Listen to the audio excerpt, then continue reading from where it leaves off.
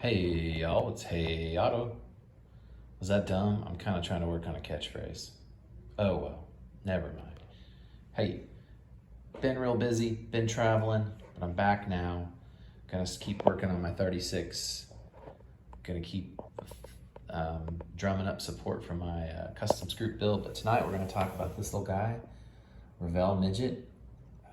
Pretty much straight up box stock. And I got it in a magazine because I built it in the hospital when my son was born. So this would be something I'll give to him one day and say, hey buddy, I built this little guy when you were born in the hospital.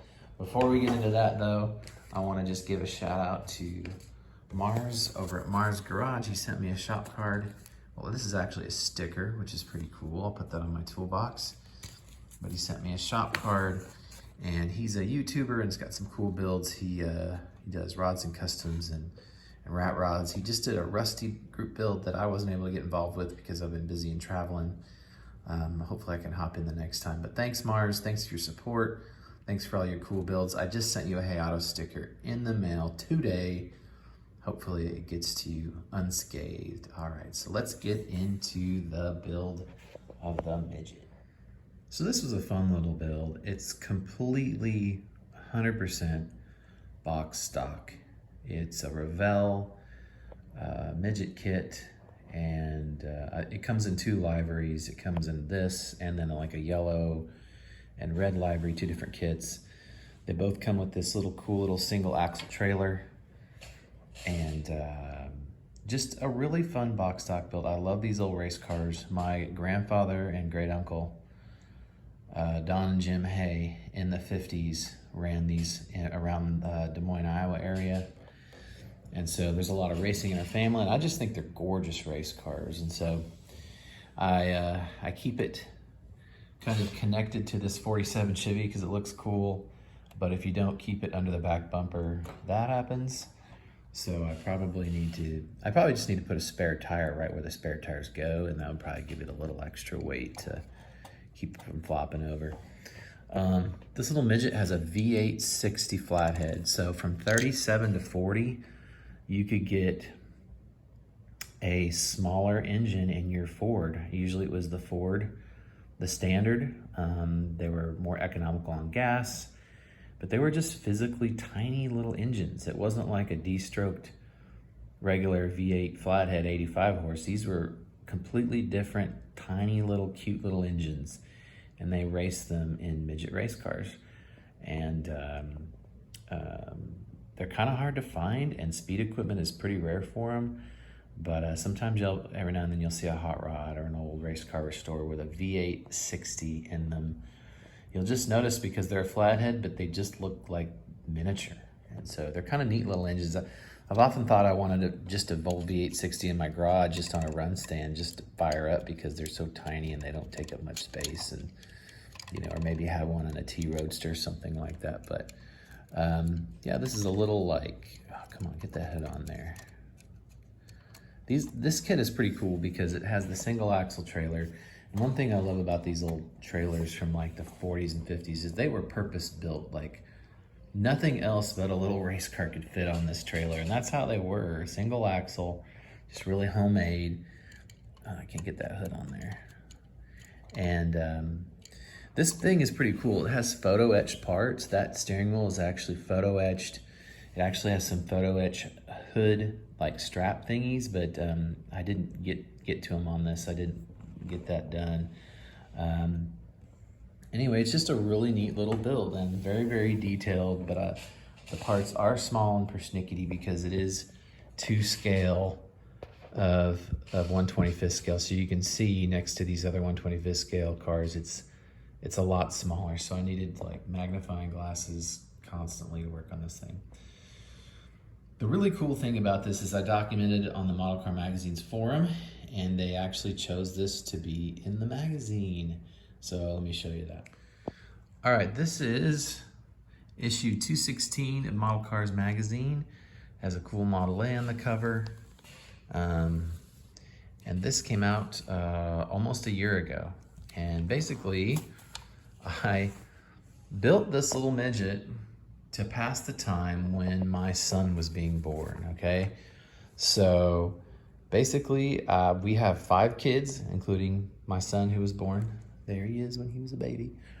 And I get really bored in the hospital when we have babies. And so I thought, I'm gonna be smart this time. I'm gonna build a model car while I'm at the hospital.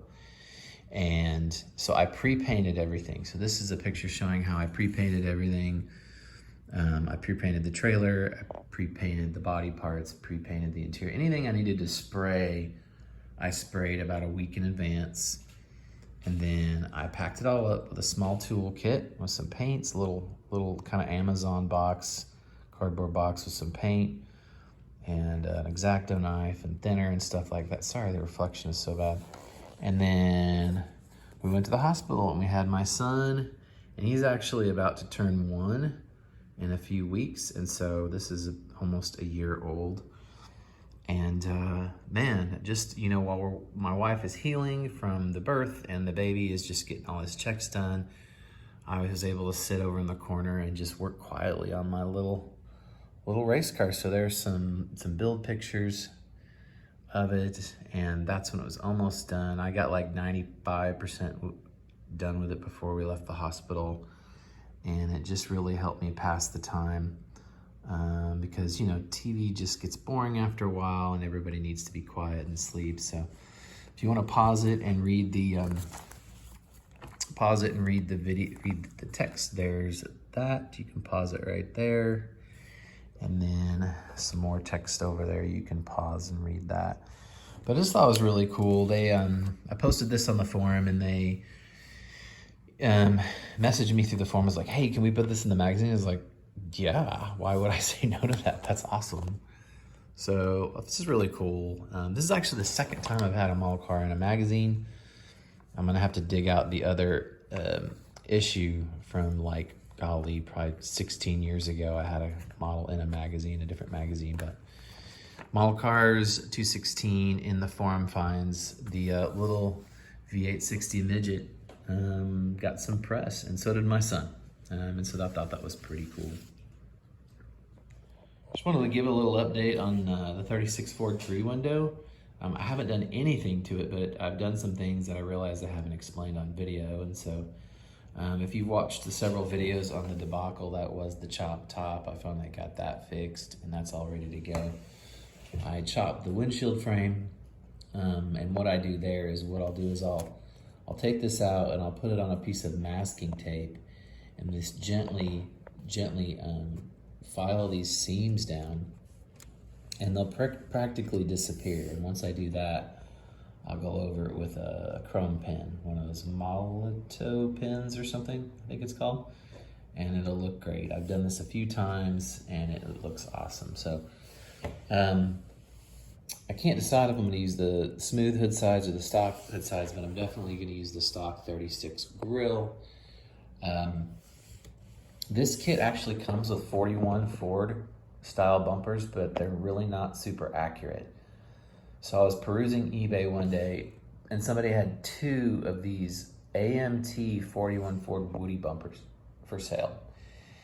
And so there's 2 fronts. And so I've got 2 front bumpers on this thing, one on the front, one on the rear. This was actually a common thing on Kustoms, is to have a grill guard on the back bumper. So this is not weird or stupid. And to have the plate on the bumper. So since the plate's gonna be on the bumper, I'm gonna go ahead and do the retain the spare tire, the smooth one that's in the kit. But the bumpers that come with this car are okay, but these are a lot better as far as accuracy when it comes to 41 Ford bumpers. The rib is on the bottom on these.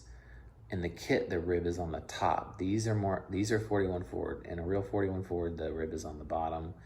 Like I said, these have the license plate bracket that is correct 41 Ford with a correct 41 Ford grill guard. And he had 2 of them, so I was like, what the heck? I'll buy both of them and do them front and rear, and I think it looks pretty good. I went ahead and did the exhaust, but if you know anything about this kit, the exhaust is molded into the chassis, so those are just 2 little pieces of sprue sticking out the back with some aluminum tips that actually come in the kit, so I did not have to make those aluminum tips. I stayed with stock taillights. I smoothed the